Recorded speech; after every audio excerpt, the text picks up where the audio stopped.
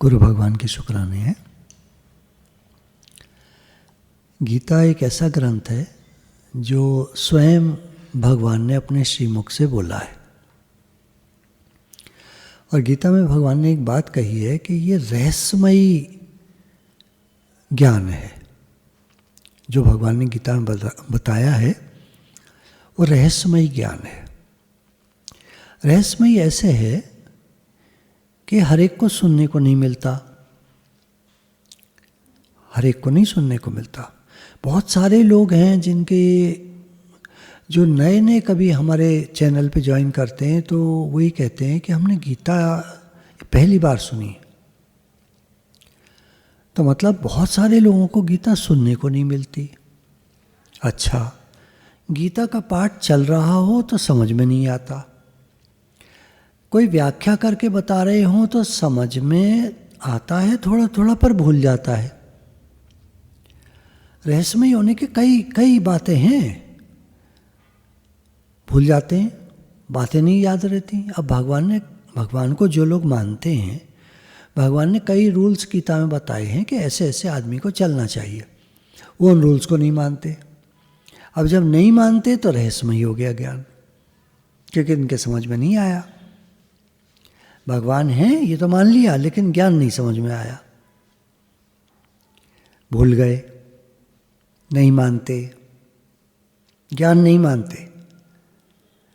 भगवान को तो मानते हैं, भगवान की नहीं मानते। गुरु ग्रंथ साहब के जो पाठी होते हैं वो अक्सर इस लाइन को कहते हैं, देखो आप गुरु को तो मानते हो पर गुरु की बात भी तो मानो।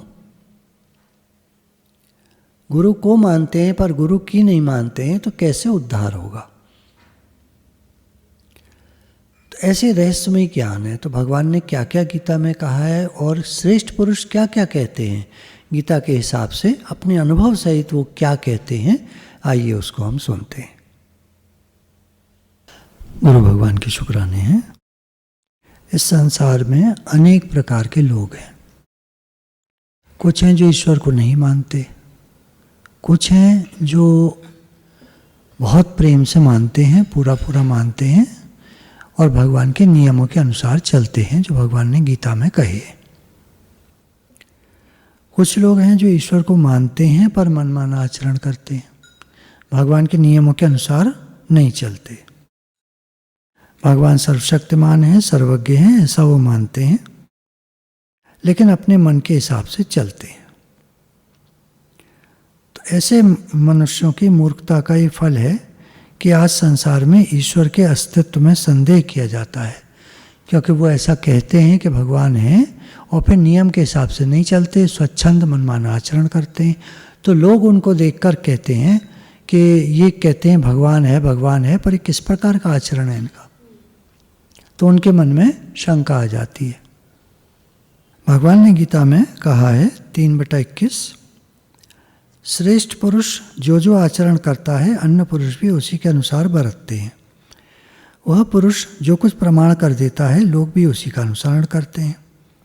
ऐसे पुरुष ही ईश्वरवाद के सच्चे प्रचारक हैं, जो भगवान को मानते हैं, भगवान की आज्ञा का पालन करते हैं, भगवान के कहे अनुसार चलते हैं। वो भगवान के प्रचारक इस संसार में सुख समृद्धि फैलाते हैं। लेखक यहाँ लिख रहे हैं कि मैं तो एक साधारण पुरुष हूँ, यद्यपि ईश्वर विषयक प्रश्नों के उत्तर देने में मैं असमर्थ हूँ, तथापि पाठकों के लिए साधु पुरुषों का संग और अपने विचार से उत्पन्न हुए भावों का कुछ अंश अपनी साधारण बुद्धि के अनुसार उनकी सेवा में रखता हूँ। सज्जन गण मुझे बालक समझकर मेरी त्रुटियों को क्षमा करेंगे। ईश्वर का विषय बड़ा गहन और रहस्यपूर्ण है। इस विषय में बड़े बड़े पंडित जन भी मोहित हो जाते हैं, फिर मुझ सरीखे साधारण मनुष्य की तो बात ही क्या है। खैर, साधकों के आगे, पाठकों के आगे कुछ बात रखी जाती है। 1, ईश्वर बिना ही कारण सब पर दया करते हैं, प्रत्युपकार के बिना न्याय करते हैं और सबको समान समझकर सबसे प्रेम करते हैं, इसलिए उनको मानना कर्तव्य है। सबको समान समझकर भगवान ने कहा सब मम प्रिय सब मम उपजाए, क्योंकि सब मेरी संतान है इसलिए मुझे सब प्रिय हैं। वही बात यहाँ पे कही कि सबको समान समझकर सबसे प्रेम करते हैं। सब मेरे बच्चे हैं, तो सारे बच्चों से माता पिता को समान और बराबर का प्रेम होता है। क्योंकि हम सब भगवान के बच्चे हैं तो उनको मानना हमारा कर्तव्य बनता है, और कर्तव्य पालन करना मनुष्यत्व है, मनुष्य की पहचान है। कर्तव्य पालन मनुष्य ही कर सकता है, जानवर या पेड़ पौधे नहीं। ईश्वर को बिना माने उसके तत्व की खोज नहीं हो सकती, और उसकी खोज हुए बिना उसके तत्व का ज्ञान संभव नहीं, और ईश्वर ज्ञान के बिना कल्याण होना संभव नहीं। ईश्वर को मानने से उसकी प्राप्ति के लिए उसके गुण, प्रेम, प्रभाव को जानने की खोज होती है। उसके नाम का जप, स्वरूप का ध्यान, गुणों के श्रवण मनन की चेष्टा होती है, जिससे मनुष्य के पापों, अवगुणों एवं दुखों का नाश होकर उसे परमानंद की प्राप्ति हो जाती है। जब हम भगवान को जान लेते हैं, अपने स्वरूप को जान लेते हैं, भगवान ही हमारा स्वरूप है, तो हम आनंद स्वरूप को प्राप्त कर लेते हैं, जिससे हमारे पाप, अवगुण और दुखों का नाश हो जाता है। भगवान ने कहा ना, हे अर्जुन तू मेरी शरण आ जा, अर्थात तू मेरे से मिलकर एक हो जा, या मुझे अपना पिता, माता पिता मान ले, तो तू मेरा बच्चा है। जैसे ही तू मेरी शरण आता है, बच्चा जैसे ही माँ की गोदी में आ जाता है, बस संतुष्ट हो जाता है, सुखी हो जाता है। उसके सारे पाप ताप क्या कर सकते हैं उसका? ये उदाहरण हुआ। भगवान की गोदी में हम बैठ गए, हम भगवान के हो गए, तो भगवान ने कहा कि जो मेरी शरण आ जाता है उसके सारे दुख, संताप, ताप और पाप मैं नष्ट कर देता हूं, तो हमें परमानंद की प्राप्ति हो जाए। अच्छे प्रकार से समझकर ईश्वर को मानने से मनुष्य के द्वारा किसी प्रकार का दुराचार, गलत काम नहीं हो सकता। किसी के साथ भी वो बुरा नहीं करेगा, क्योंकि वो देखेगा सब रूप में भगवान है, वासुदेव सर्वम। अब जब वासुदेव सर्वम देख रहा है वो, तो कुछ बुरा किसी का कैसे कर सकता है वो? जीसस के माथे में कील ठोक दी गई बड़ी सी, पैरों में ठोक दी गई, हाथों में ठोक दी गई, क्रॉस पर लटका दिया गया, और उन्होंने कहा, हे प्रभु ये लोग जानते नहीं क्या कर रहे हैं, आप इनको क्षमा करें। देखिए कैसा भाव होता है ज्ञानी का। कोई बुरा आचरण वो कैसे कर सकते हैं? जब एक औरत चर्च से निकली और लोग उसको पत्थर मारने लगे, तो जीसस ने कहा कि बस वही पत्थर मारे इसको जिसने कभी कोई पाप ना किया हो। सब लोग सर झुका के चले गए। तो हम सभी के जीवन में कुछ न कुछ पाप रहता है। कोई न कोई हम द्वैत देखकर, पाप हम कब करते हैं विचार करें, द्वैत देखकर। और जब मैं ही तो हूँ सर्वत्र, तो कौन सा पाप करेंगे हम, बताओ? उदाहरण ले लो, माँ बाप अपने बच्चे के साथ कौन सा पाप करते हैं, कौन सा बुरा काम करते हैं, कौन सा गलत, कौन सी चोरी ठगी बेईमानी उसके साथ करते हैं, कौन सा उसका धन हड़प लेते हैं, कौन सा उसको माल खराब दे देते हैं। खराब ये दूध है, खराब कल का फट गया है, ये तो तू पी ले, बढ़िया दूध आज का हम पिएंगे। कौन माँ बाप होते हैं ऐसे, देखे आपने कभी ऐसे? तो जैसे ही हम सर्वत्र अपना आप देखते हैं या भगवान को देखते हैं, वासुदेव सर्वम, तो हम बुरा काम या बुरा आचरण कैसे कर सकते हैं? सीधी बात है समझने की। दुराचार हो ही नहीं सकता। खराब काम, बुराई, बुरा कर देना, बुरा चाहना, बुरा सोचना, बुरा कहना कैसे कर सकते हैं? माँ बाप अपने बच्चे के बारे में किसी से बुराई नहीं करते। ये तो संसारी उदाहरण है। परमात्मा तो अलौकिक हैं, वो किसी का भी बुरा नहीं चाहते। आदमी अपने कर्म खराब करके ही दुख पाता है। भगवान किसी को दुख नहीं देते। भगवान के यहाँ दुख बना ही नहीं है। भगवान आनंद स्वरूप है और आनंद में दुख होता ही नहीं है। भगवान को सुख दुख स्वरूप नहीं कहा, आनंद स्वरूप कहा। तो उनकी सृष्टि, उनकी प्रकृति भी ऐसी होनी चाहिए, आनंद स्वरूप। आप देखिए प्रकृति की मौज लीजिए। बच्चों को आजकल जगह जगह की वीडियोस दिखा रहे हैं, दुनिया भर की सैर करा रहे हैं, प्रकृति का सीनिक ब्यूटी दिखा रहे हैं। कितना आनंद है उसमें, कितनी शांति है उसमें। कहाँ दुराचार है, खराब काम कहाँ है उसमें, आनंद स्वरूप है। ऐसी हम स्वयं भी आनंद स्वरूप हैं, पर हम द्वैत रखकर, मन में द्वैत देखकर बस सब काम खराब कर देते हैं। सारे अवगुण आ जाते हैं। मन में द्वैत आया, सारे अवगुण आए। भगवान सबका भला हो, सारे दुर्गुण चले गए। सबका भला हो तो कोई खराब काम हम कर ही नहीं सकते, कोई बुरा नहीं काम नहीं कर सकते, हम किसी की बुराई नहीं कर सकते। जब हम खुद कह रहे हैं सबका भला हो तो किसकी बुराई कर सकते हैं हम? सबका मतलब सब, सबका मतलब ये नहीं बहुत सारे, लेकिन ये इनकी तो मैं बुराई करूँगा, इनका तो मैं बुरा कर दूंगा, नहीं। सब एक, सब मतलब सब। कोई दुराचार करेगा ही नहीं वो।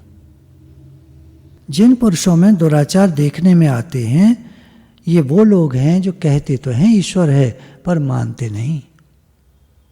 जैसे कोई कहे मेरे गुरु हैं, तो हम पूछें भैया गुरु जी की बात बताओ कुछ। क्या बताऊं? बोले को क्या कहते हैं बताओ।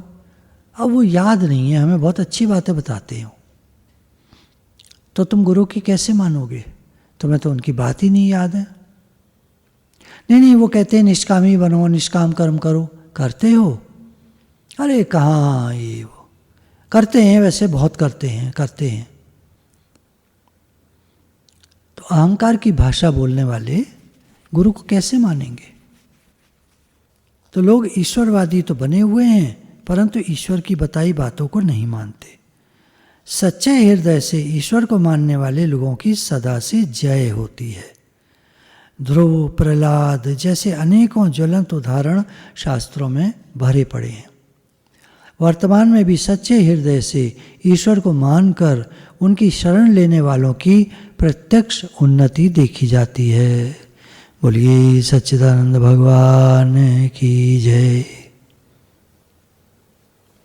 गुरु जी के इतने शुक्राने हैं कि वो हमको सब प्रकार से ज्ञान सहित हर बात को समझाते हैं। अब आगे इसमें चलते हैं। संपूर्ण श्रुति, स्मृति आदि शास्त्रों की सार्थकता भी ईश्वर के मानने से ही सिद्ध होती है, क्योंकि संपूर्ण शास्त्रों का ध्येय ईश्वर के प्रतिपादन में ही है। ईश्वर को मानने से अनंत लाभ है, अनंत लाभ। देखिए एक बड़ी सीधी सी बात है, हम किसी बड़े घर में, आलीशान महल टाइप के घर में जाएं और वहाँ जाके ये जताएं कि हम यहाँ के मालिक के मित्र हैं, तो वहाँ कर्मचारी हमको बिठा देंगे बाहर के सोफे पर अभी अंदर एंट्री नहीं मिलेगी हमको जब तक कि घर के साहब न कह दें कि हाँ ये हमारा मित्र है, अंदर आने दो। वो कहे कितना भी, पर वो लोग अलाउ नहीं करेंगे। ऐसा है जी, हम मालिक से बात कर ले पहले। मालिक आए और उन्होंने पहचानने से मना कर दिया, मान लीजिए वो जानते नहीं हैं हमको, हम झूठ बोल रहे थे, तो हमको निकाल के बाहर फेंक दिया जाएगा गेट के। और अगर हमको जानते हैं वो थोड़ा, तो फिर वो विचार करेंगे कि इसको व्यक्ति को कहाँ तक अंदर ले जाऊं, ड्राइंग रूम तक या अपनी डाइनिंग टेबल तक, और रात हो जाए तो शयनगाह तक, ये वो विचार करेगा। अब मान लीजिए हमको वो जान पहचान अच्छी निकल आई हमारी, और हम अंदर तक चले गए, लेकिन हमको मिलेगा क्या? सेठ जी से कुछ लाभ लेना चाहें तो उसके लिए हमको उनकी हामियाँ मिलानी होगी, उनकी थोड़ा बटरिंग करनी होगी, उनसे प्रेम जताना होगा। ये मैं केवल उदाहरण ले रहा हूँ बात को समझाने के लिए, आप केवल दृष्टांत को समझें। इसको हम भगवान के लिए फिट नहीं कर सकते, वहाँ तो बहुत ईमानदारी चाहिए और पूरा सच्चाई चाहिए। मैं भगवान का हूँ, भगवान मेरे हैं, ये सच्ची बात है, लेकिन वहाँ दिखावा नहीं चलेगा, कोई चोरी ठगी बेईमानी नहीं चलेगी। भगवान तो अंदर की हमारी सब जानते हैं। वो तो ऐसे हमारे संबंधी हैं, वो हमारे इतने अपने हैं कि हम उनका अंश हैं। अंश अर्थात हम प्योर 100% उन्हीं के हैं और वो हमारे हैं। तो अब इतना अपनापन होने से, बिल्कुल अपनापन, अपनापन कितना अपनापन, कोई सगा रिश्तेदार हो तो अपना होता है, बिल्कुल सही है, पर वो रिश्तेदार नहीं है भगवान। वो 100% हम उन्हीं का अंश हैं, वो हमारे हैं, हम उनके हैं 100%, यानी 99 नहीं 100। देखिए पत्नी से भी एक संबंध होता है। आजकल तो लोग शादी करते हैं 2 साल में 3 साल में डाइवोर्स ले लेते हैं। कहाँ रही पत्नी, कहाँ रहा पति, उस लड़की कहाँ रही सास। एक पति से संबंध कट हुआ, सारे संबंध कट हो गए। तो संसार की तो ऐसी हालत है। उस संसार को हम अपना क्या कहें? भगवान के साथ कितना भी चाहो, डाइवोर्स लेना चाहो, कुछ भी करना चाहो, भगवान से हमारा संबंध कट हो ही नहीं सकता है। किसी भी प्रकार से हम उनका अंश हैं 100%।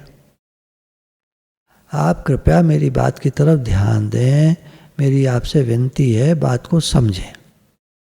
हम 100% भगवान के हैं, कम नहीं, 100 में से 100, एक नंबर भी कम नहीं। अंश अंशी के साथ एक होता है। जैसे सागर में से एक बूंद निकाली पानी की, वापस डाल दी, मिलके एक हो गई। अब ढूंढो कहाँ गई बूंद। बूंद 100% सागर का अंश है और वापस डालते ही समा जाती है, उसकी हस्ती गुम हो जाती है। बाहर निकालने पर उसको बूंद कहते हैं, अहंकार सहित होती है, और जैसे ही वापस डाल दो तो अहंकार रहित हो जाती है, मिलकर एक हो जाती है। शरणागति भी कुछ ऐसे ही है। भगवान ने कहा अर्जुन तू मेरी शरण आ जा, अर्थात मेरे से मिलकर एक हो, इतना एक हो जा कि अब तेरी हस्ती खत्म, तेरी मैं खत्म, तेरा अहंकार खत्म। इतनी एकता है। कर्मों के अनुसार फल भुगतान वाले सर्वव्यापी परमात्मा की सत्ता न मानने से मनुष्यों में उच्छृंखलता आ जाती है। उच्छृंखल मनुष्य में झूठ, कपट, चोरी, हिंसा, पाप कर्मों की प्रवृत्ति, काम, क्रोध, लोभ, मोह, अहंकार आदि अवगुणों की वृद्धि होकर उसका पतन हो जाता है, जिसके परिणाम में वह अधिक दुखी हो जाता है। पहले ही दुखी था, अब और दुखी हो जाता है। दिखता बहुत कुछ ऐसा है कि वो इतना अहंकार करके इतना श्रेष्ठ दिखा रहा है अपने को, पर अंदर ही अंदर वो टूट जाता है, इतना दुखी हो जाता है। देखो मालिक के सामने हम क्या अहंकार कर सकते हैं? संसारी मालिक जो होगा वो निकाल के बाहर फेंक देगा हमको, जैसे दूध में से मक्खी। हम क्या अहंकार कर सकते हैं मालिक के आगे? तो जब ये उदाहरण इतना ज़्यादा है तो वहाँ तो परमात्मा जो हैं, भगवान जो हैं, वो 100% हमारे हैं, हम उनके हैं। वहाँ बीच में ये जो कर्मों की खराबी है या पाप आचरण है, ये नहीं लाना चाहिए, ये जीवन में हमारे नहीं होना चाहिए।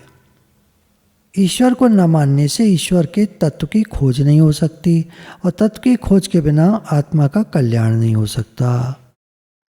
ईश्वर को न मानने से कृतज्ञता का दोष आ जाता है, क्योंकि जो पुरुष सर्व संसार के उत्पन्न तथा पालन करने वाले सबके हृदय सुहृद उस परमपिता परमात्मा को नहीं मानते, वे यदि अपने को जन्म देने वाले माता पिता को अपना न माने तो कैसे चलेगा? कैसे बात बनेगी? कैसे ठीक लगेगा? कैसे दुनिया चलेगी? कैसे काम चलेंगे? और जन्म से उपकार करने वाले माता पिता को न मानने वाले के समान दूसरा कौन कृतज्ञ है? ऐसा जिसको कहते हैं बदतमीज़, खराब आदमी, उसका क्या होगा? ईश्वर को न मानने से मनुष्य की आध्यात्मिक स्थिति नष्ट हो जाती है और उसमें पशुपन आ जाता है, जानवर के जैसा हो जाता है। जानवर अपना किसी को नहीं मानता। पैदा होने के बाद जानवर का अपना अस्तित्व हो जाता है, मैं हो जाती है उसकी माँ को माँ नहीं जानता, पिता को पिता नहीं जानता, किसी को नहीं जानता, कौन भाई बहन कौन क्या। तो अगर हम भी भगवान को नहीं मानते तो हम बिल्कुल जानवर के तुल्य हैं। संसार में जो लोग ईश्वर को नहीं मानते, गौर करके देखने से उनमें यह बात प्रत्यक्ष देखने में आती है कि वे भी पशु के तुल्य हैं।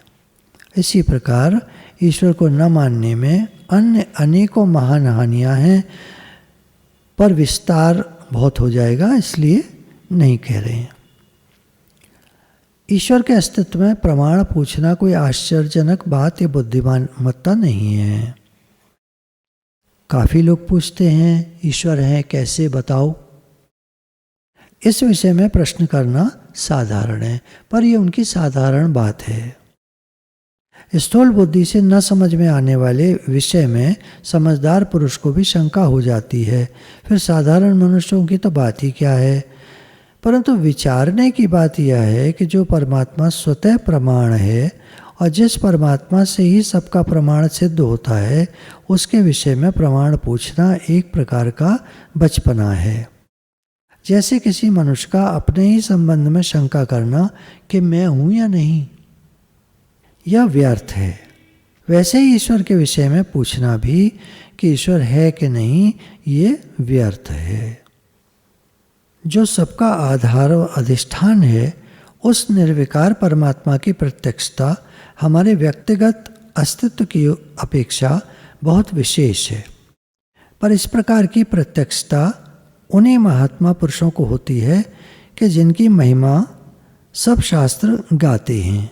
जो सूक्ष्मदर्शी हैं, वे ही सूक्ष्म बुद्धि के द्वारा परमात्मा का प्रत्यक्ष साक्षात्कार करते हैं। इस विषय में श्रुति, स्मृति, इतिहास, पुराण आदि शास्त्र और महात्मा पुरुषों के वचन प्रमाण हैं। अगर महात्मा कहते हैं कि भगवान हैं, तो बस हमें कुछ नहीं सोचना है, भगवान हैं। जिनको स्वयं साक्षात करने की इच्छा हो, वे भी श्रुति, स्मृति तथा महात्मा पुरुषों के बताए हुए मार्ग के अनुसार साधन के लिए प्रयत्न करने से परमात्मा को प्रत्यक्ष कर सकते हैं। जिनका मन हो कि मैं कौन हूँ ऐसा जानने का, साक्षात है इंटरव्यू, अपने आप सेल्फ इंटरव्यू, आमने सामने हम ही बैठे हैं, दोनों जगह हम ही प्रश्न कर रहे हैं, हम ही उत्तर दे रहे हैं। तो श्रुति मतलब ज्ञान की पुस्तकें, जिनमें सीधा भगवान ने जो बोला है वो लिखा हुआ है।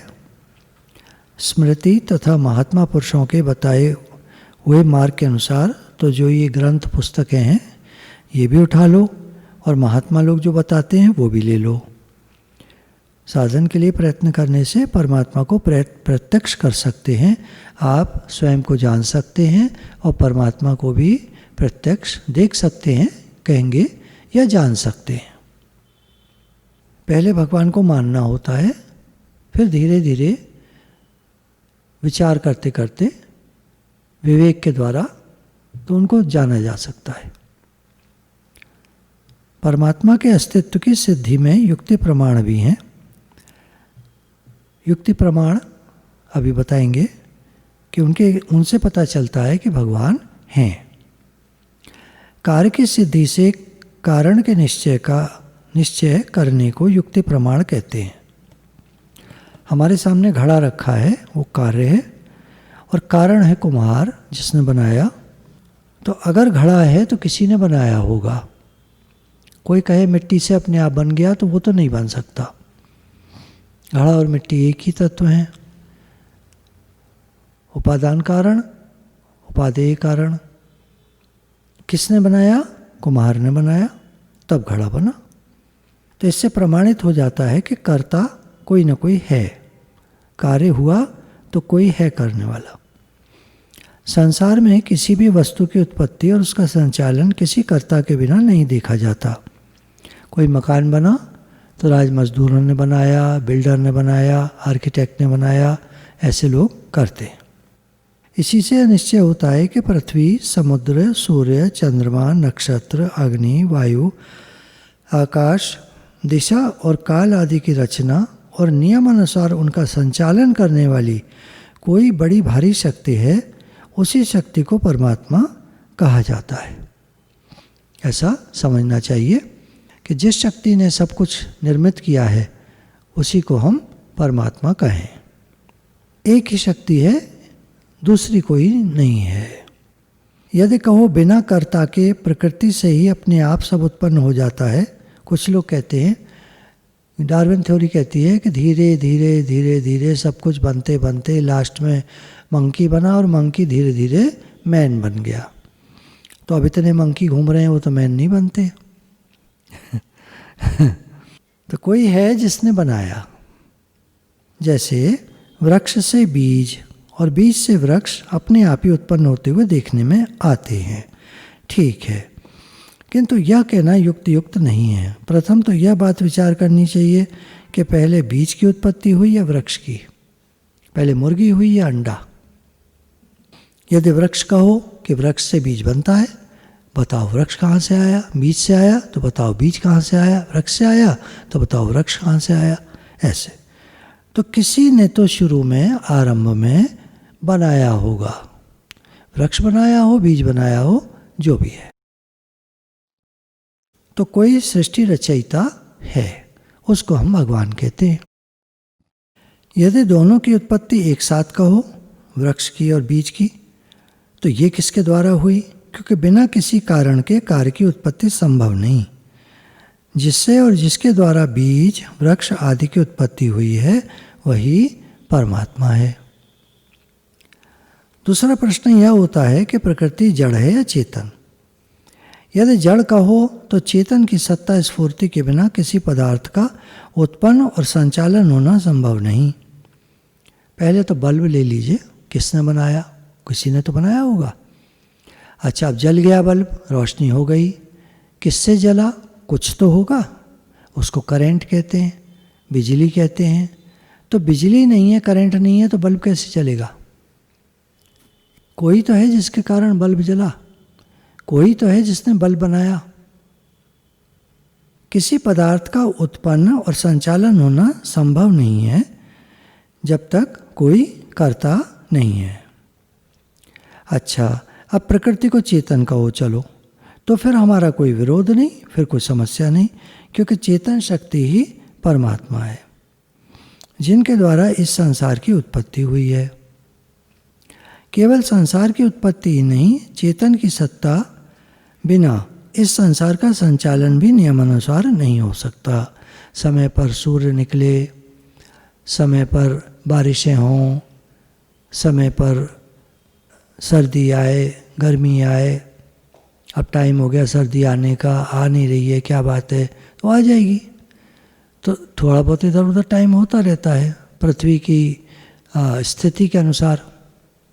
ये ज्योग्राफी और साइंस बताती है कि पृथ्वी की एक स्थिति बनती है, एक एंगल बनता है, जिसके कारण कभी सर्दी ज़्यादा पड़ती है, कभी कम पड़ती है। पिछले साल कितनी बर्फ़ गिरी है, कितनी बर्फ़ गिरी है चारों तरफ, जहाँ सुनो बर्फ़ बर्फ़, बहुत बर्फ़ गिरी है। तो ये सब भगवान की मर्जी से है। बिना यंत्री के किसी छोटे से छोटे यंत्र का भी संचालन नहीं होता दिखाई देता। कोई भी अपैरेटस है, कोई खिलौना ही लगा लीजिए, कोई खिलौना है, चाबी से चलता है, रख दिया गया पर चलेगा ही नहीं। कोई चाबी भरेगा उसमें तब वो चलेगा। किसी भी कार का संचालन हो, बिना संचालक के वह नष्ट भ्रष्ट हो जाता है, चलता नहीं, काम नहीं आता, व्यर्थ हो जाता है। अतएव जिससे इस संसार का नियमानुसार संचालन होता है, उसी को परमात्मा समझना चाहिए। जीवों के किए हुए कर्मों के फल का भी सर्वव्यापी, सर्वशक्तिमान, सर्वज्ञ परमात्मा के बिना यथा योग्य भुगताया जाना संभव नहीं। यदि कहो कर्मों के अनुसार कर्ता पुरुष को किए हुए कर्मों का फल अपने आप मिल जाता है, तो यह कहना युक्त नहीं है, क्योंकि कर्म जड़ होने के कारण उनमें क्रियाओं के अनुसार फल विभाग करने की शक्ति नहीं है। कोई भी आदमी कुछ भी काम करे, कर्म कुछ नहीं कर सकता। कोई नियंता होना चाहिए जो उस कर्म का दंड या पुरस्कार देगा, अच्छा करोगे या बुरा करोगे जैसा। चेतन जीव बुरे कर्मों का फल दुख स्वयं भोगना नहीं चाहता। दुख आए तो कोई नहीं चाहता भोगना। चोर चोरी करता है पर उसे दंड न मिले, वो ऐसे चाहता है। कहता है मजबूरी में मैंने किया, मेरे पास पैसे नहीं थे, मेरे को खाने को नहीं था, तब मैंने किया, मुझे दिलवाओ, राजा मुझे खाने को दे तो मैं चोरी ना करूं, ऐसे। और जेल खाने जाना नहीं चाहता। तो कोई होना चाहिए जज जो न्याय करे और चोर को जेल भेजे। राजा की आज्ञा से नियत किए हुए अधिकारी लोग ही चोर के अपराध के अनुसार उसे जेल का दंड देते हैं। इसी प्रकार पापकर्म करने वाले पुरुष को परमेश्वर के नियत किए हुए अधिकारी देवता पाप पुण्यों का दुख रूप दंड देते हैं, पाप कर्मों का। ऐसे यह जीव किए हुए सुकृत कर्मों का फल रूप सुख भोगने में भी असमर्थ है। जैसे कोई राजा के कानून के अनुसार चलने वाले व्यक्ति को राजा या उसके नियत किए हुए पुरुषों द्वारा कर्मों के अनुसार नियत किया हुआ पुरस्कार मिले, उसी प्रकार सुकृत या सत्कर्म करने वाले पुरुषों को भी उनके कर्मों के अनुसार परमेश्वर द्वारा नियत किया हुआ फल मिलता है। कोई तो हो जो पुरस्कार दे। ऐसे ही भगवान हैं, वो पुण्य का फल देते हैं, पाप का फल देते हैं। अज्ञान के द्वारा मोहित होने के कारण जीवों को अपने कर्मों के अनुसार स्वतंत्रता से एक शरीर से दूसरे शरीर में जाने का सामर्थ्य और ज्ञान भी नहीं है। अब कोई शरीर छूटेगा, कोई मरेगा, तो उसमें से जीव निकल करके दूसरे शरीर में चला जाए, ये उसकी ताकत नहीं है। और जड़ प्रकृति कुछ कर नहीं सकती। एक शरीर मरा हुआ दूसरे माँ के पेट के शरीर को जीवात्मा नहीं दे सकता। कोई नियंता है जो इस जगत को चला रहा है, उसको ईश्वर कहते हैं। तो ऊपर के विवेचन से यह बात सिद्ध होती है कि परमेश्वर के बिना न तो यह संसार की उत्पत्ति संभव है, न संचालन हो सकता है, न जीवों के उनके कर्म फल का यथा योग्य फल प्राप्त हो सकता है, और न सब प्रयोजन सृष्टि हो सकती है। अब यहाँ एक बात आती है, गीता में भगवान ने कहा कि मैं कुछ नहीं करता हूँ। तो भगवान ने 3 में विभक्त किया। हे अर्जुन, ये मेरी जड़ प्रकृति, अपरा प्रकृति, फिर मेरी परा प्रकृति, मेरी चेतन प्रकृति, और इन सब के ऊपर मैं स्वयं परमात्मा। तो चेतन प्रकृति जो है वो सब काम जो अभी तक हम बोल रहे हैं, बनाने का, सृष्टि का, पाप पुण्य का फल, संचालन, यथा योग्य फल, संसार की उत्पत्ति, प्रलय, ये सब चेतन प्रकृति करती है भगवान की। तो 3 में विभाग करके भगवान ने सब क्लियर कर दिया। अब कहो परमात्मा करता है, वो भी सही है। परमात्मा करता है कैसे? उनकी चेतन प्रकृति सब करती है। वस्तुतः ईश्वर स्वतः प्रमाण प्रसिद्ध है, क्योंकि संपूर्ण प्रमाणों की सिद्धि ईश्वर के प्रमाण से ही सिद्ध होती है। किसने किया? भगवान ने किया। भगवान कहाँ हैं? वो सर्वशक्तिमान शक्ति के रूप में सर्वत्र रहते हैं। शास्त्र कहते हैं चिद घन है, अर्थात ठसाठस भरे हुए हैं सर्वत्र। प्रभु व्यापक सर्वत्र समाना, प्रेम ते प्रगट होए में जाना। तुलसीदास जी ने रामचरितमानस में ऐसे लिखा कि भगवान सर्वत्र सर्वव्यापक है, प्रकट भक्तों के लिए होते हैं केवल जहाँ उनसे बहुत प्रेम होता है। ईश्वर के होने में शास्त्र भी प्रमाण है। संपूर्ण श्रुति, स्मृति, इतिहास, पुराणों का तात्पर्य भी ईश्वर के प्रतिपादन में ही है। सारे पुराण, 18 पुराण ईश्वर का प्रतिपादन करते हैं। वेद ईश्वर का प्रतिपादन करते हैं। गीता ईश्वर का प्रतिपादन करती है। कोई भी धर्म हो, मजहब हो, उनके जो धर्म ग्रंथ हैं वो भगवान को सब कुछ बताते हैं, ऑलमाइटी गॉड। यजुर्वेद में एक मंत्र आता है, ईशावास्यमिदं सर्वम यत्किंच जगत्याम जगत। इस जगत में जो कुछ भी है वह सब का सब ईश्वर से ही व्याप्त है। ब्रह्म सूत्र में कहा, जन्माद्यस्य यतः शास्त्र योनित्वात्, जिससे उत्पत्ति, स्थिति और पालन होता है वह ईश्वर है। शास्त्र का कारण होने से, अर्थात जो शास्त्र का उत्पादक है तथा शास्त्र द्वारा प्रमाणित है वह ईश्वर है।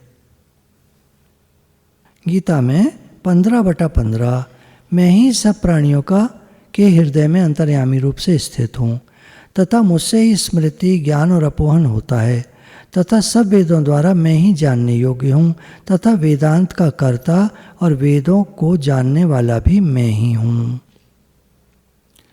18:61 ईश्वरः सर्वभूतानां हृदयेषु तिष्ठति ब्राह्म्यान् सर्वभूतानि यंत्रारूढ़ानि माया।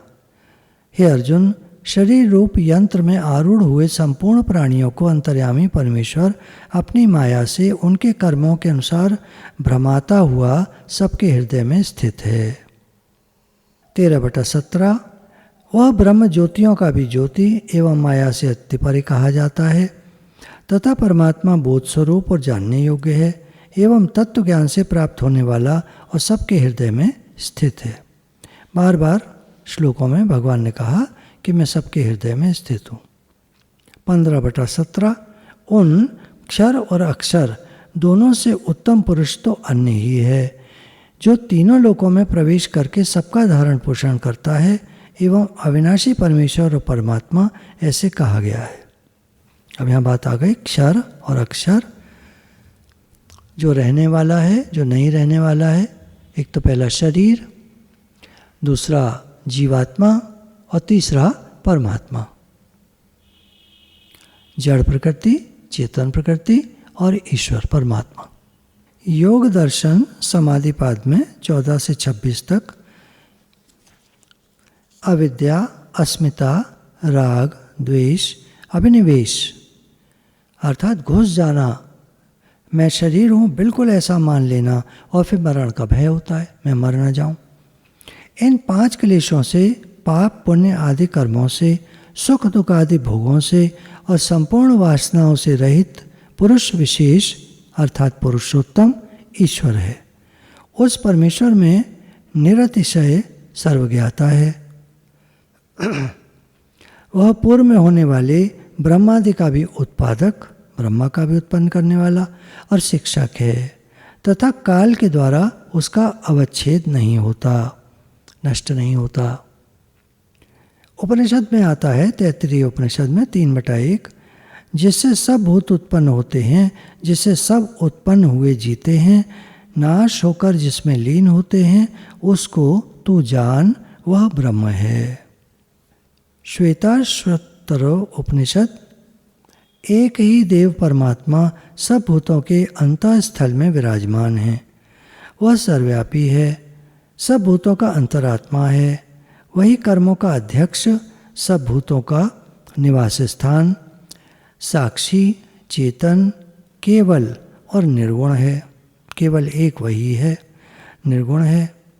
श्रीमद् भागवत में श्री भगवान कहते हैं 4:7-50-51, हे ब्राह्मण, मैं ही ब्रह्मा हूँ, शिव हूँ और जगत का परम कारण हूँ।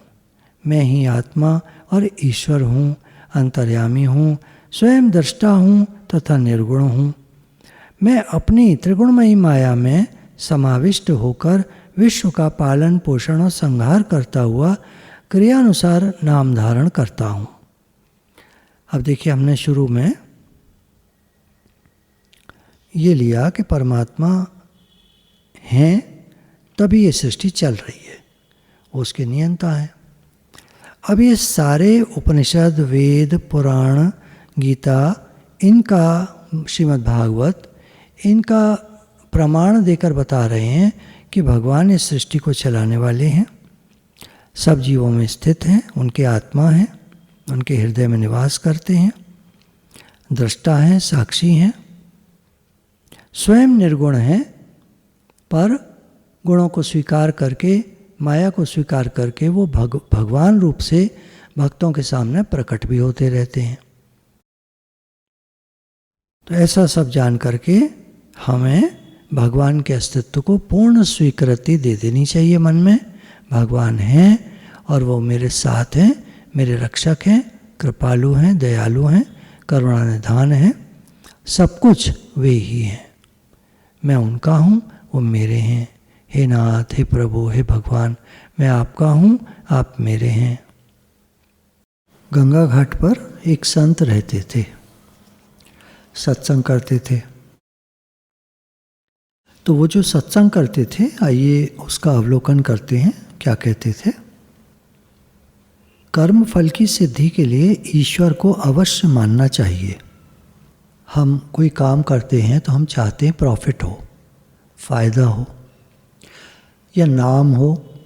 आजकल यूट्यूब पे लोग डालते हैं अपना अपना जो भी कार्यक्रम डालते हैं, तो वो चाहते हैं हमारा नाम हो, हमारी लाइक बढ़ें, हमारे सब्सक्राइबर बढ़ें।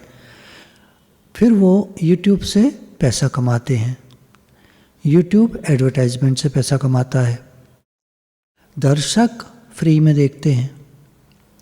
दर्शक बढ़िया चीज़ चाहते हैं, बस जो चीज़ बढ़िया होती है उसको एम में व्यूज़ मिलते हैं, उनके पसंद की होती है। आजकल जो ट्रेंड चल रहा है उसके हिसाब से होती है। सत्संग आजकल थोड़ा लोग कम पसंद करते हैं, कम लोग हैं जो पसंद करने वाले हैं। भगवान को चाहने वाले थोड़ा कम हो गए हैं। इससे भगवान को कोई फर्क नहीं पड़ता। वो तो हर आदमी के कर्म का फल देते हैं, हर आदमी को जैसे ठीक समझते हैं वैसे डील करते हैं। जिस पर कृपा करते हैं उसको जैसे वो ठीक चाहते हैं, जैसा वो चाहते हैं वैसा उसको रखते हैं। किसी को ऊंचाइयों तक पहुंचा दें, किसी को ठीक ठीक ले जाएं, किसी को बिल्कुल ही दीनहीन बना दें, कंगाल बना दें। बस तू मेरा भजन कर, न तेरे पास पैसा होगा, न तेरे पास लोग आएंगे, न तेरे पास मान सम्मान होगा, न कोई तुझे पूछने वाला होगा, तू बैठ भजन कर। फिर बाद में भजन जब पूरा होने लगता है, अर्थात परिपक्व अवस्था आती है, फिर कोई आए ना आए ये सब भगवान की मर्जी होती है और उन संत का भी संकल्प होता है। तो कह रहे हैं जब तुम कोई कर्म करते हो तो उसका फल चाहते हो। अब उसका फल बढ़िया चाहते हो, बढ़िया चाहते हो तो इस संसार के मालिक से जुड़ो, प्रार्थना करो और मानो कि वो तुम्हें बढ़िया फल देंगे। ऐसी उनसे पुकार करो,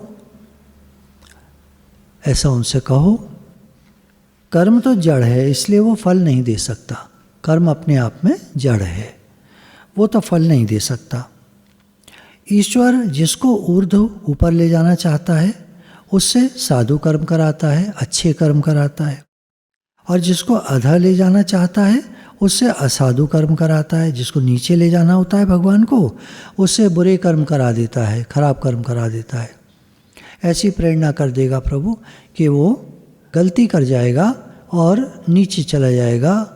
लोग उसको ताने देंगे या बुरी तरह करेंगे तो तुमको ईश्वर को ही मानना है कि वे ही करने वाले हैं। जो भगवान के रास्ते पर लगे होते हैं वो ऐसा जानते हैं, मानते हैं कि भगवान ही सब कुछ करने वाले हैं। जैसे एक बच्चे की तो माँ ही सब कुछ करने वाली होती है। बच्चा जब बड़ा हो जाता है, अर्थात यहाँ कहेंगे कि भक्त को अगर ज्ञान हो जाए और वो ज्ञान को स्वीकार कर ले, भक्ति कम करता जाए, ज्ञान में राइज करता जाए, बढ़ता जाए, ज्ञान को अपनाता जाए, तो वो धीरे धीरे मानने लगता है कि भगवान ब्रह्म अकर्ता है। तो भगवान फिर उसके लिए कुछ नहीं करेंगे। उसका अपना जीवन है, अपना तरीका है जीने का। वो क्या होगा उसका, या तो उसके स्टार्स डिसाइड करेंगे, भाग्य डिसाइड करेगा, या उसके कर्म डिसाइड करेंगे, या उसका अपना संकल्प जैसा होगा वो डिसाइड करेगा। भगवान कुछ नहीं करेंगे, क्योंकि वो मानता ऐसा है कि भगवान अकर्ता है। जैसे घट आदि पदार्थों के होने में उसके कर्ता को मानना पड़ता है। अगर कोई घड़ा रखा है तो आपको मानना पड़ेगा ये किसी ने बनाया। घड़ा क्या ऐसे ही बन गया? आसमान से बन के चला आया? जादू से बन गया? कैसे बना घड़ा? कुम्हार ने बनाया, तो उसका बनाने वाला कोई है। ऐसी ये जगत है। अभी जगत है तो किसने बनाया? घड़े की तरह एक उदाहरण लेकर के समझाते हैं कि जगत किसने बनाया? तुमने, मैंने, किसने बनाया? किसी ने नहीं बनाया तो अपने आप हो गया। कुछ लोग साइंटिस्ट ऐसा मानते हैं ये संसार का कोई रचयिता नहीं है, ये अपने आप बन गया है और स्त्री पुरुष के संयोग से ये बढ़ रहा है। तो ऐसा मानना, इसमें लॉजिक नहीं है। कोई भी चीज़ जब होती है तो उसका कोई बनाने वाला होता है। आप बच्चे के लिए कोई टॉय खरीद कर लाए तो देखते हैं मैन्युफैक्चरर कौन है, किस कंपनी ने बनाया है, कहाँ का बना हुआ है, किस देश का बना हुआ है। लोगों में कौतूहल होता है तो वहाँ पर वो छपा रहता है। अब प्रकृति में कुछ छपा नहीं है किसने बनाया, भगवान ने अपने को छुपा लिया। तो जो भगवान को मानने वाले लोग होते हैं वो ऐसा मानते हैं कि भगवान ने बनाया। अगर ये सृष्टि है, संसार है, कुछ बना हुआ है तो कोई इसका बनाने वाला ज़रूर होगा। उस मालिक को नाम दिया भगवान। भगवान 5 अक्षरों से मिलकर बना है। भू, गगन, वायु, अग्नि, नीर, 5 तत्वों से मिलकर ये संसार बना है। तो उनके 5 अक्षर ले लिए पहले, भ, ग, व, अ, न, भगवान। तो इस संसार को बनाने वाले भगवान हैं। ईश्वर को मानना पड़ेगा। ये संपूर्ण जगत के रचयिता ईश्वर हैं, उनको मानना पड़ेगा। घर कार्य है। घर हमारा अपने आप बन गया। राज मजदूरों ने बनाया, कॉन्ट्रैक्टर ने बनाया, बिल्डर ने बनाया, कोई तो है बनाने वाला। इसी प्रकार जगत भी कार्य है और इस जगत का कारण ईश्वर है। यदि ईश्वर को न मानोगे तो जगत के नियत कर्म भी न होंगे। जैसे सूर्य तपता है, सूर्य सुबह होती है, रोशनी फैलती है, सब लोग उठते हैं, कामकाज करते हैं दिन भर, रात को सो जाते हैं, वायु चलती है, मेघ वर्षा करते हैं इत्यादि। ये सब कैसे होगा? यह सब कार्य ईश्वर की आज्ञा से ही होते हैं, समय पर होते हैं। अगर कोई नियंता न हो इनका तो ये तो सारे ग्रह आपस में लड़ भिड़कर नष्ट भ्रष्ट हो जाए, खत्म हो जाए दुनिया। यदि ईश्वर को न मानोगे तो मुक्ति आदि की हानि होगी, तुम मुक्त भी ना हो पाओगे, क्योंकि तुमको कौन मुक्त करेगा? ठीक है, तुम कहते हो मैं मुक्त स्वरूप हूँ, उसमें टिके कैसे रहोगे?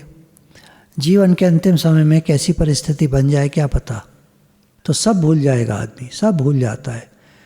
राजा भरत जब तपस्या करने लगे तो एक हिरण के मुंह में फंस गए और अंत में उनको हिरण ही याद आया और अगला जन्म उनका हिरण का हुआ। यदि वे भगवान के समर्पित होते, भगवान से प्रार्थना करते, भगवान को जानते मानते, हिरण आया भगवान की इच्छा, चला गया भगवान की इच्छा, मैं अपना भजन करूं। क्यों हिरण को मन में पालते? मन में क्यों रखा? कोई तो है इस संसार को नचा रहा है। शिव जी अपने अनुभव में कहते हैं, उमादार जोशित की नाई सबई नचावत राम गोसाई। सबको नचाने वाले भगवान हैं। हिरण्यकश्यप, रावण, शिशुपाल, कंस आदि ईश्वर को न मानने वाले लोगों की कैसी दुर्दशा हुई, और वसुदेव, देवकी, प्रहलाद, विभीषण आदि ईश्वर को मानने वालों को इस लोक में द्वंद्वों से निवृत्ति और अंत में मोक्ष की प्राप्ति हुई। इसलिए ईश्वर को मानना अत्यंत आवश्यक है। ईश्वर को न मानने वाले भी प्रकारांतर से ईश्वर को स्वीकार करते हैं। अंदर में कहीं ना कहीं मानते तो हैं कि कोई है, कोई पावर है जो दुनिया को चला रही है। उनके साथ कभी मिरेकल होता है तो वो देखते रह जाते हैं, ऐसा कैसे हो गया। कहीं उनके एक मन के कोने में ईश्वर के प्रति आस्था होती है। यदि वे स्वीकार नहीं करेंगे तो ईश्वर का अभाव है ये कैसे कहेंगे?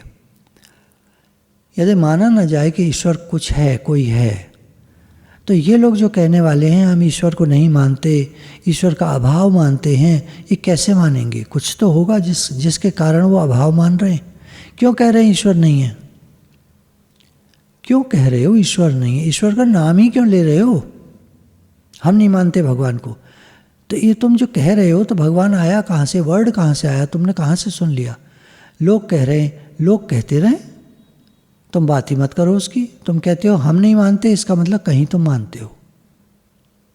जैसे कोई कहे कि घट का अभाव है, घड़े का अभाव है, घड़ा है ही नहीं। जिसने घट को कभी नहीं देखा होगा वो तो घट का अभाव कहे, लेकिन जिसने घट को कभी न कभी देखा है और वो कहे इस समय घड़ा नहीं है, ठीक है, लेकिन घट है ही नहीं, ऐसा कैसे कह सकता है? कारण को न मानने से कार्य कैसे होगा? जैसे तुम अपने पिता को कारण नहीं मानोगे तो कार्य रूप तुम कहाँ से आ गए? और जब अपना ही अभाव मान लिया, मैं नहीं हूँ ऐसा मानोगे, तब इससे बढ़कर और क्या हानि होगी? अब तुम कह दो कि मैं ही नहीं हूँ या मेरे पिता नहीं, मैं पिता से नहीं आया, कहाँ से आए हो? कोई तो कार्य है, कारण है। तुम कार्य हो, पिता कारण है। कहाँ से आए ये? हैं तो तभी तो आए।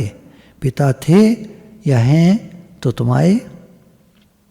तुमको मानना पड़ेगा कि तुम्हारे पिता हैं, और जब पिता को मान लिया तब पिता का शरीर भी किसी का कार्य है। अब पिता कहाँ से आए? उनका शरीर कहाँ से आया? अतः परंपरा से ईश्वर ही सबका कारण सिद्ध होगा। भगवान हैं, इस संसार की उत्पत्ति करते हैं, हम सब के अनादि कारण आदि कारण भगवान हैं। ईश्वर से भिन्न कोई कारण नहीं हो सकता, क्योंकि ईश्वर ही जगत का अभिन्न निमित्तोपादान कारण है। वही पिता रूप से पुत्र को उत्पन्न करता है, कुलाल होकर घट को रचता है, जुलाहा होकर वस्त्र बुनता है, इसी प्रकार सब जगत को रचता है। यदि ईश्वर से भिन्न जगत रूपी कार्य का कोई कारण मानोगे तो एक के ज्ञान से सबका ज्ञान नहीं होगा। अगर तुम ईश्वर को नहीं मानते और कुछ और कारण मानोगे तो तुम्हें ठीक ठीक ज्ञान नहीं हो पाएगा। तुम खोजते रह जाओगे, ये क्या, वो क्या, ये क्या, वो क्या। इस श्रुति वाक्य का विरोध होगा छांदोग्य उपनिषद का। यदि कोई कहे कि शून्य यानी अभाव ही जगत का कारण है, तो सब पदार्थों में उस शून्य अभाव की प्रतीति होनी चाहिए। घड़े में मिट्टी की प्रतीति होनी चाहिए या नहीं? मिट्टी ही तो उसका कारण है। कारण कहते हैं जिस चीज़ से चीज़ बनी हो। घड़ा बना है किससे? मिट्टी से। और कोई कहे कि नहीं हम मिट्टी को नहीं मानते, ये तो शून्य से जगत की उत्पत्ति हुई है, जैसे बौद्ध लोग कहते हैं। अब शून्य से जगत की उत्पत्ति हुई है तो घड़ा का जो मटेरियल है वो शून्य ही होना चाहिए, अर्थात स्पेस में घड़ा दिखाई देना चाहिए, अर्थात किसी मटेरियल का बना हुआ नहीं होना चाहिए, सब दिखाई देना चाहिए घड़ा। उसमें पानी कैसे भरोगे? तो जो लोग कहते हैं हम भगवान को नहीं मानते, वो ठीक नहीं कहते। भगवान को न मानने से इस जगत के कारण की सिद्धि नहीं होगी। शून्य कहें, कुछ कहें, कुछ कहें, उसको सिद्धि नहीं होगी, यानी वो सिद्ध नहीं होगा कि ऐसा है, इस चीज़ से जगत बना है। भगवान के अलावा किसी चीज़ से भी कहो कि जगत बना है तो वो सिद्ध नहीं होगा। भगवान से जगत बना है ये सिद्ध हमारे ऋषि मुनियों ने किया, देखा, समझा। भगवान है ऐसा उन्होंने अप्रोक्ष अनुभव करा। अप्रोक्ष अनुभव उसको कहते हैं जो चीज़ सामने प्रत्यक्ष दिखाई दे। वर्चुअल वर्ल्ड में जो चीज़ दिखती है वो है या नहीं है नहीं पता। थोड़े से लोगों की भीड़ को वो असंख्य लोगों की भीड़ दिखा देते हैं वर्चुअल फोटोग्राफी से।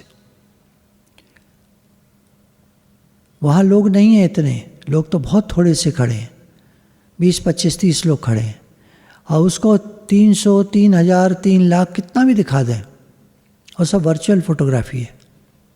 वहाँ कुछ है ही नहीं और लोग दिख रहे हैं। आप हाथ लगाओगे पर्दे पर तो एक आदमी भी नहीं मिलेगा पर्दे पर, और इतने सारे दिख रहे हैं। ये सब माया है, इसको माया कहते हैं।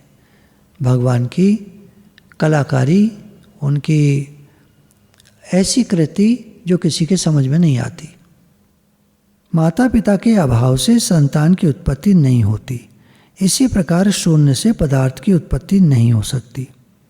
शून्य तो स्वयं अभाव रूप है, उससे भाव की उत्पत्ति कैसे हो सकती है? शून्य तो अभाव रूप है, कुछ है ही नहीं वहाँ, तो उससे किसी चीज़ की उत्पत्ति कैसे हो सकती है? मिट्टी नहीं है तो घड़ा कैसे बन सकता है? सोना नहीं है तो आभूषण कैसे बन सकते हैं? कोई आदमी जाकर सुनार से कहे मेरे लिए कंगन बना दो, तो कहेगा लाओ सोना, गला के बना देता हूँ अभी, पर सोना नहीं है, बना दो तुम। तो ऐसे कैसे बना देगा? सुनार कहेगा मेरे पास नहीं है सोना, आजकल हमारा काम चल नहीं रहा, हमारे पास नहीं है सोना, आप ला के दो तो हम गला के बना दें, आप जैसा कह रहे हो डिज़ाइन। नहीं, हमारे पास नहीं है सोना, तो फिर नहीं बन पाएगा। संसार बना है भगवान से, भगवान ने बनाया, भगवान ही कारण रूप हैं और भगवान ही कार्य बन गए, वे ही सब कुछ बन गए। ये पेड़ पौधे, चींटे मकोड़े, चांडाल, पशु पक्षी, मनुष्य, मनुष्यों में और श्रेष्ठ देवता, किन्नर, गंधर्व, यक्ष, राक्षस, सब कुछ भगवान बन गए, सब कुछ भगवान बने। कोई चीज़ ऐसी नहीं है जो भगवान से अलग हो। जो दिसे सो तेरा रूप, इस संसार में जो दिखता है वो भगवान का रूप है, भगवान ने बनाया। भगवान के होने से सब कुछ हो रहा है। करते हो तुम कन्हैया, मेरा नाम हो रहा है।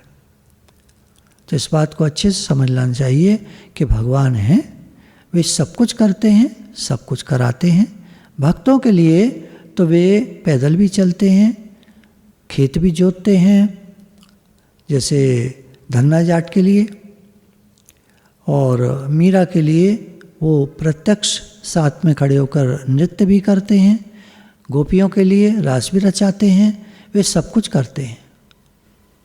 भगवान सर्वत्र हैं, सर्वज्ञ हैं, सब कुछ हैं, सब करने वाले हैं, सर्वज्ञाता हैं, सर्वनियंता हैं। गुरु भगवान के शुक्राने।